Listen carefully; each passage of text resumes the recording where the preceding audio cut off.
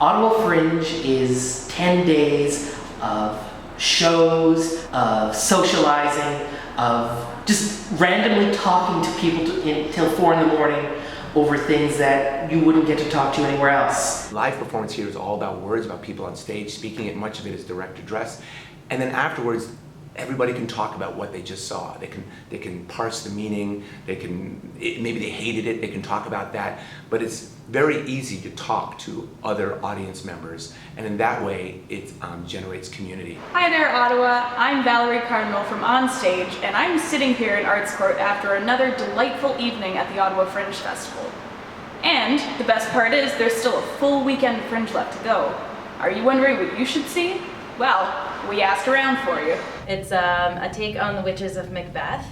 It's really a celebration of the witches of Macbeth. It explores the story that we don't get to see in between the scenes that Shakespeare wrote, and we combine aerial arts and stage combat, original text, and original score. It's basically the female version of The Hangover mixed with Murder, She Wrote, a little bit of Bridesmaids, and a lot of terrible impressions. And a lot of terrible Angela Lansbury impressions. Uncouth is one woman's quest for fame, and she's never reached fame, so she makes a Faustian deal, sells her soul to the devil in exchange for fame, and she goes through many different levels of what success looks like, and at the end she does achieve success, but it looks different than how society mandates.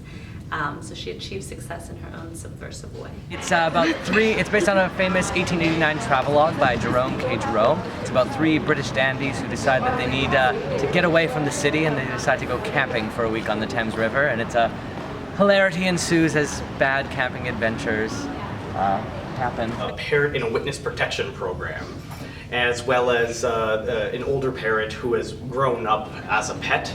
And this new parent comes into his life and just how it changes everything. It's very family friendly and fun. My show is about a woman who travels from London to Land's End in England, and it's a very magical, mysterious trip and she encounters lots of detours on the way and meets lots of strange characters and comes to terms with some of the grief in her life, but it's also very funny.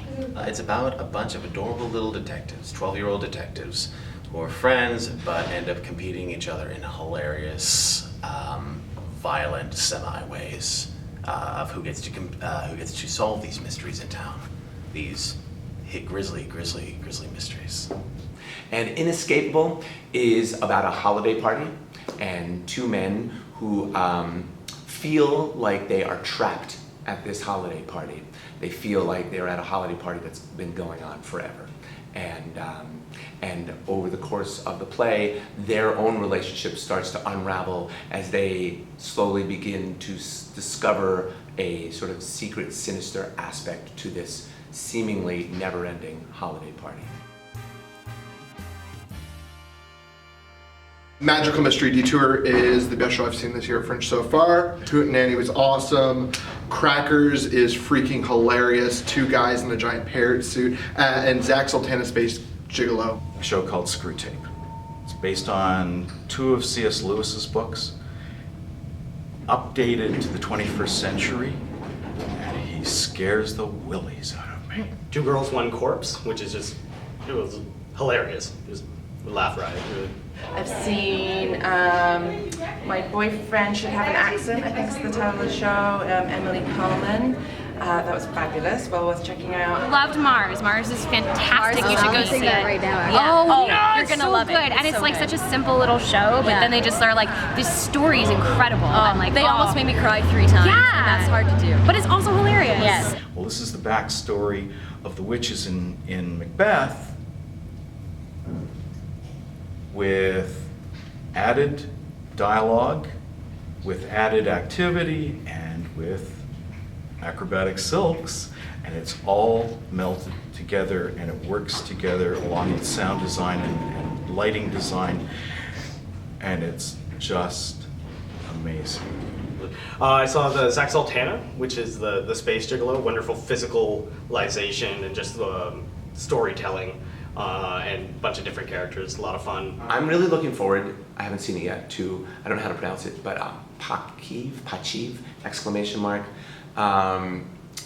Tony Adams and Chelsea, they're in it, and I've seen Tony in a couple other shows and with Corey, who's directing it. So I'm really excited to see that. Inescapable is amazing. They're two amazing professionals, and they just bounce off each other, and they go round and round and round in a crazy, and I don't know how they do it, and it's amazing. I just saw Gemma's show, which was beautiful, Magical Mystery Detour, and I saw the dance piece, Damaged Goods, which I thought was quite lovely. So get yourself down here and see as many shows as you can, because this is the last weekend for Ottawa Fringe 2015.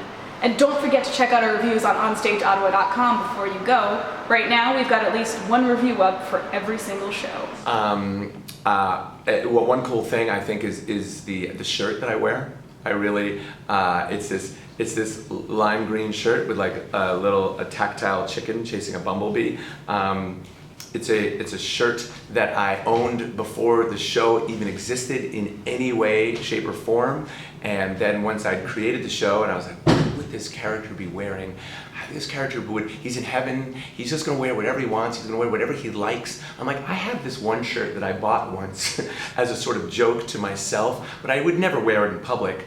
I might wear it though if I was in heaven and I no longer cared what people thought of me. So I enjoy wearing this outfit in front of people coming on stage and wondering if anybody themselves are wondering like, oh, that's an odd choice to be wearing on stage.